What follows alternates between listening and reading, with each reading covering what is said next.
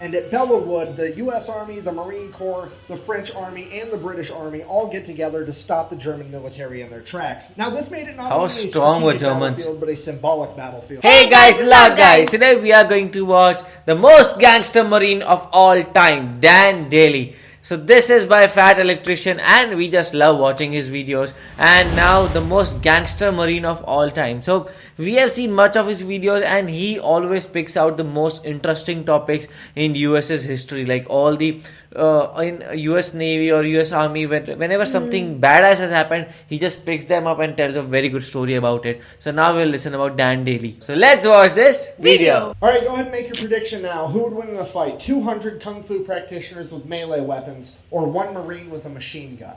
Oh, I think so. 200 Kung Fu gangster practitioners. Marine ever. A man so remarkable that General Lejeune himself would declare him to be the most outstanding Marine of all time. Wow. A man that was so fierce on the battlefield that General Smedley D. Butler, one of only 2 Marines to ever receive the Medal of Honor twice, would declare him to be the fightingest Marine he ever knew. Ladies and gentlemen, the only other Marine to receive the Medal of Honor twice, Sergeant Major Dan Daly. Receiving it twice. In 1873, Dan Daly would grow up competing as an amateur boxer as well as working as a paperboy. And while working as a paperboy might seem like the useless details you throw in at the beginning to humanize the main character, in this case, it's anything but, because him working as a paperboy would create a butterfly effect through time that would change the U.S. military as a whole. You see, you gotta remember that this is the late 1800s and information and news didn't spread the same way it does today. So working as a paperboy back then meant that you he can always read the got news. the newspaper, meaning that he had more information at his fingertips than 99% of the population. Because of this, he would be able to closely follow the exploits of future President win Theodore quiz Roosevelt competitions and his famous Rough Riders all throughout the Spanish-American War. And this would go on to be his inspiration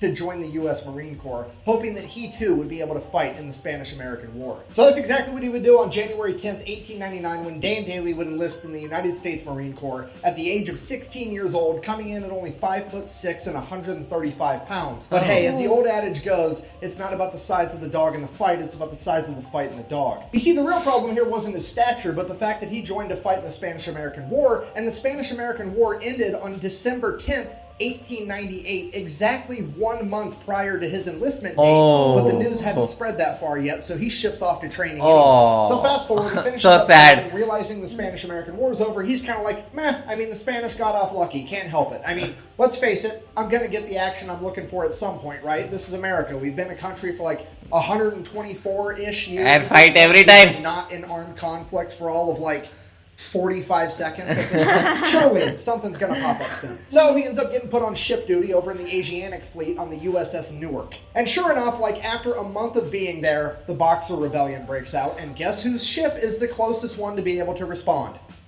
Dan Daly. Yeah. Real quick, oversimplified explanation of what the Boxer Rebellion is in case you have absolutely no idea. I have no idea. At this point in time, China had really just been opened up to the rest of the world, and foreign influence is just flooding in. You have Western businesses going in there trying to make money. You've got Western governments going in there being like, hey, you guys want some democracy? And then you had missionaries going in there also trying to spread Christianity. And all of this influence came so fast, so quick, that a large portion of the Chinese population felt that it was too much, too soon, and they started to push back and started a nationalist movement. Part of this nationalist movement was a bunch of young men that practiced Kung Fu. Now, to somebody from the West, Kung Fu looks an awful lot like shadow boxing, so they just refer to these young men as boxers. What is this way? Why? These boxers got together, started their own little club called the Society of the Righteous and Harmonious Fist, and then proceeded to run around beating the shit out of and or killing every foreign diplomat, businessman, and missionary they could find. And it is at that point that the Marines get sent in. So Private Daly and the rest of the Marines show up to Peking, China, which would later go on to become known as Beijing, the capital of China, at which point they promptly and immediately take over a large legation center on the southern border wall of the city, known as the Tartar Wall. They then gather up all the refugees they can find, get them inside the legation center, and set up a defensive perimeter. Things are going well, now we're just waiting for reinforcements. Problem, hours and hours go by, the reinforcements don't show up, and it's about to be dark out. So at this point, the Marine leadership's thinking like, hey, the reinforcements are definitely on the way, they wouldn't just leave us here, which means the reinforcements have gotten lost, because I mean, let's face it, if there was ever a time or a place where the directions of go to the giant building on the big fucking wall wasn't specific enough, it would be in China, right? I mean, they're known for their big ass walls. It's kind of their thing. So they're lost out there. We need to go find them before nighttime. Otherwise, they're going to get ambushed by like 1,000 of these kung fu guys, and they're all going to get killed. So we're all going to leave, go find the reinforcements, and come back. Is that a good idea? You're going to stand guard here by yourself. Now, I don't know what the logic was behind this. I don't know if it was like, fuck Private Daly, he's the new guy, he can have the shitty job. Or if it was like, hey, Private Daly's a new guy, this mission's really dangerous, let's leave him here where it's safe. Or maybe they knew he was the main character and that he had plot armor. I have no idea. Either way, Private Daly is now effectively playing goalie for America for all of these refugees. Wow. So sure enough, like an hour after all the other Marines leave, hundreds of Boxer rebels show up and they're looking for a fight. Now, a couple of them have guns like muskets and stuff, really outdated weaponry. By and large, they're all carrying traditional Chinese martial arts weapons like swords, bow staffs, what have you. Some of them are even just rocking the old meat mittens, but they're looking for a fight either way. And this is shaping up to be one of the most ridiculous battles of all time. I mean, this is the type of stuff you get drunk at the bar and ask your buddy, like, hey, you think you could take on all 300 Spartans if you had a machine gun? Like, that's exactly what's about to go on here. I mean, in one corner, you've got an 18-year-old Marine with a machine gun, and in the other corner, you have 200 martial artists with, like, bow staffs and shit. You literally have gun fu versus kung fu, okay? And here's the kicker with the entire thing. The Society of the Righteous and Harmonious Fist legitimately and wholeheartedly believes that their martial arts training has made them impervious to bullets. Yeah. Nothing can escape bullets, man. So this entire horde of kung fu fighters just starts running at Daly as fast as they can as he opens fire with his machine gun, and they fight well into the night. The rest of the Marines were a couple miles away. They found the reinforcements, but now it's too dark for them to travel in this rioting city at night. They didn't came back. So they've adopted a little defensive position, and they're just holding position until daylight. They're literally forced to just sit there and listen to the machine gun fire and the yelling and the screaming and machine gun fire, and then suddenly the machine gun runs out of ammo, and then there's bolt-action rifle fire. Bolt-action rifle fire. He gets the machine gun reloaded. There's more machine gun fire. And this goes on for hours. And then it progressively just gets slower. And there's less machine gun fire and less screaming and less machine gun fire and less screaming. And then suddenly it just stops. At this point, the Marines have to accept the fact that their friend has just died courageously in battle, fighting an entire mob by himself because they left him alone. You know, the question I have is, I understand that, okay, still Bullet is very strong, but still it was just one person, so there were 200 of them. They could have swarmed him, or they could have come from left, right, could have done much great things, but they could not. I think so those 200 people might not have been the most trained ones. I could think so. But there are, very less chances that he could, defend himself, And because he only had a gun and only one or two guns. One-man army, we can say. Yes, so I think so the Kung Fu people could have done much better, but yes, of course, if going against a gun is always dangerous, even though if you come from the side and he puts a gun inside you, then it's over. So that might have been the case. And all the civilians that they've been tasked with protecting are going to be slaughtered. And now all they can do is sit there and wait for the sun to come up. So the sun comes up and the Marines start making their way back to the legation center, but they're kind of dragging their feet because, well, they know what they're going to find. They're really just there to recover the remains of Private Daly and make sure that those are taken care of. And they start making their way there. And as they get closer, they're like, man, Private Daly really took out a lot of these guys. That's impressive. And they get closer and like, holy shit. He took out a ton of these guys. This is the most aerodynamic mass grave I've ever seen. And they get to the top of the wall, and there's Private Daly smoking his pipe, leaning up against that's awesome. Yeah, why wouldn't I? Well, we heard the machine gun stop firing, and we just assumed is that fictional or like, real? No. I only quit firing because they quit coming. Dan Daly I need a movie pulled off the impossible. He has single-handedly defeated 200 rebels by himself, saving all of the civilians as well as saving the day. All the Marines are like, holy shit, we're going to nominate this guy for the Medal of Honor because this is incredible. All the businessmen and the delegates are like, oh my God, we've seen what one Marine can do, and now we've got 1,200 Marines. We're definitely going to make it out of this alive. Hooray. And all the missionaries are like, oh my God, this is not what we meant when we said we wanted to make these people more holy. Jesus. Shortly after this, Dan Daly would be awarded his first Medal of Honor for the battle, and then he would go on to continue serving in the Marine Corps as if nothing had happened. Okay, fast forward 15 years, now Gunnery Sergeant Daly has been involved in every military conflict the U.S. has for the past 2 decades. He is one of the most experienced combat veterans in the entire U.S. military, and he is a living legend in the Marine Corps. And on October 24th of 1915, Gunnery Sergeant Daly would find himself leading a platoon of men through Haiti during the Caucasus Rebellion. Just after his entire company would cross a river, his entire company would be attacked on all three sides by over 400 Caucasus rebels, forcing them to retreat back into the river. And while doing so, the horse carrying the crew-served machine gun would be shot and sink to the bottom of the river,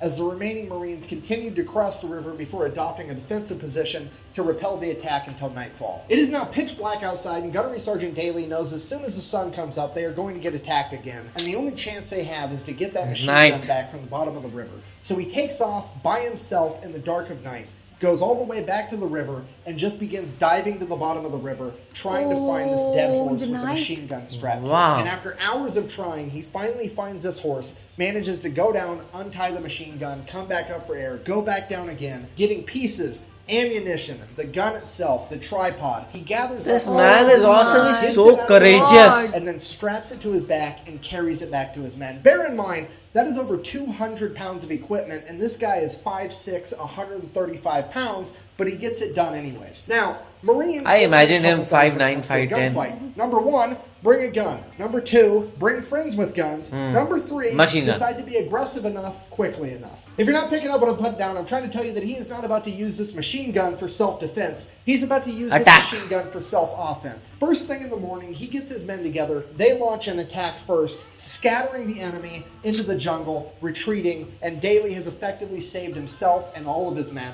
earning himself his second Medal of Honor. Second Medal of Honor. 2 years, June 1st, 1917. It's World War I, and Daly is now a first sergeant, leading an entire platoon of young, inexperienced Marines into the Battle of Belleau Wood. If you don't know the Battle of Belleau Wood, the Germans are just rampaging through France, making a beeline right towards Paris. And at Belleau Wood, the U.S. Army, the Marine Corps, the French Army, and the British Army all get together to stop the German military in their tracks. Now, this made it not only a strategic battlefield, but a symbolic battlefield, because how dare you stop the mighty German military? Now they're going to hit back twice as hard just to prove that it was a fluke. Because of this, right after they stopped the German military on June 1st, the French military is like, okay, we stopped them, let's take the W and head back to Paris and we'll fight from there. We don't want to get slaughtered in this wood line by the Germans because they're pissed. And it is at this point that the Marine leadership famously responded by saying, and I quote, "Retreat?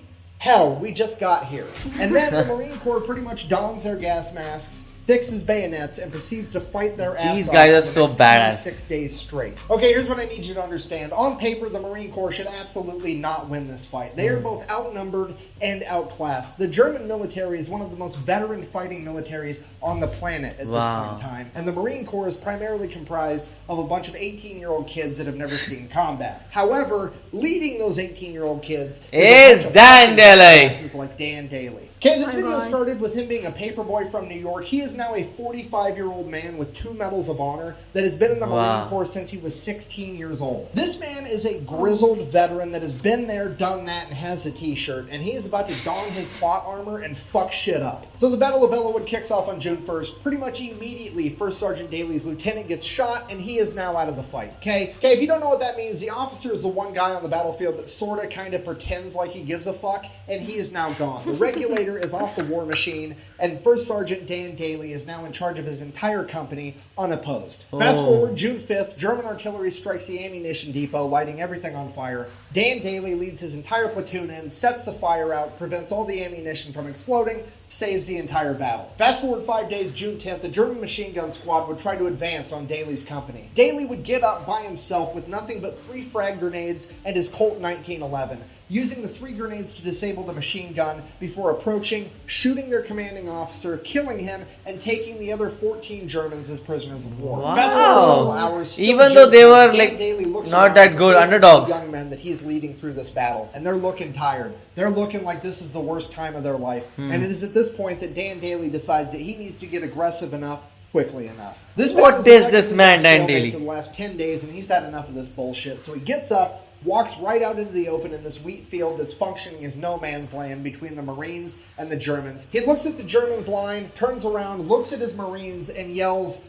"Come on, you sons of bitches, do you want to live forever?" before charging at the German line. All of his Marines, that's Dan fucking Daly, were going to follow him, so they charged too. In an act of pure hyper-aggression, Dan Daly's company would catch the Germans off guard and manage to punch through their line, causing all the other Marines to become hyper-aggressive and attack as well, effectively setting off a chain reaction that would lead to the Marine Corps pushing the Germans all the way out of Bellewood over the course of the next 16 days, where on June 26th, much better than what French guys say to them.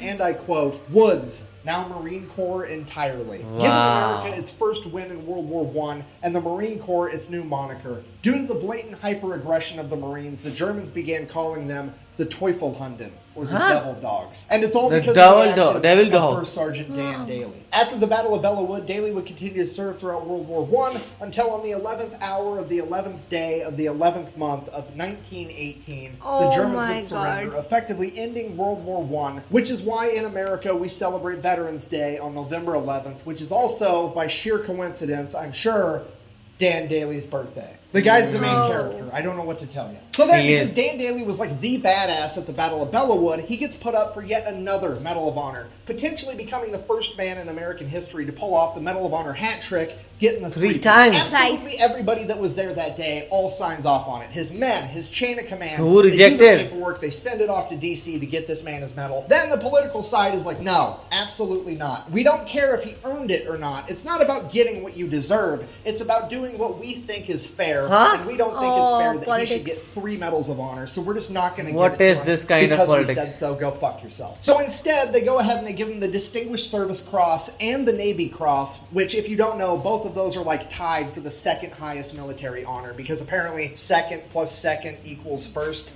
I guess. Anyways, so he gets those instead. And then, bear in mind, this is 1919, right after World War I. Like a month later, in 1919, the military creates a new law that you're only allowed to earn 1 Medal of Honor. Okay, Dan Daly is so fucking gangster, they literally had to change the rules on how many times you're allowed to achieve. You know, when they change the rules for you, you have done something really good. He retires Same happened for the Ronaldo, right? Becoming a commissioned officer on multiple occasions, citing that he would rather be an outstanding sergeant than just another officer. He would then go on to work as a bank security guard, where for 17 years he would be the living embodiment of the world's shittiest lottery ticket for anybody dumb enough to try to rob that bank. Could you imagine just being some bank robber trying to get some quick cash and you run into the most gangster Marine of all time? Okay, I'm just going to throw it out there. He didn't retire from being a bank security guard until 1936, and John Dillinger's bank robbing spree was from 1933 to 1934. So for a couple of years there was a significantly greater than 0% chance that the world almost got the ultimate clash of the bank robbing gangster and the most gangster Marine to ever. So what happened? And I'm going to go ahead and write that down in my book as the coolest thing to never actually happen.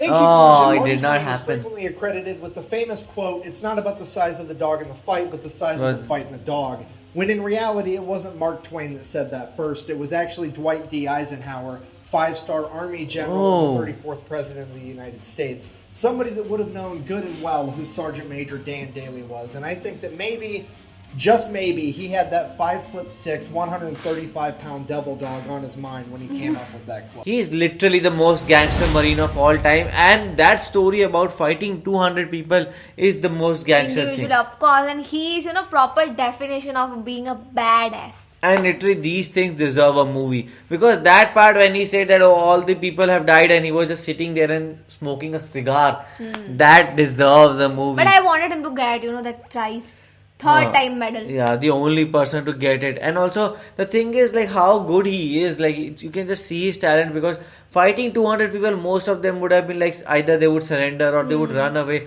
but he kept on fighting and he won the fight. That is a big thing. And also he was included in all such stuff at the very early age, maybe 18, right? Yes, in 18 only. So he was just given that task, and so he was very, very good. Also then in the next part, when in the 1919 part also, he fought that war very, very well, and he was always very courageous and very aggressive. He never lose hope. Even other soldiers were also giving up, and at that time he said, no, we have to fight back. Yeah, actually. So how did you feel about this video? Do let us know in the comment section below. So do like, share and subscribe. Bye. Bye.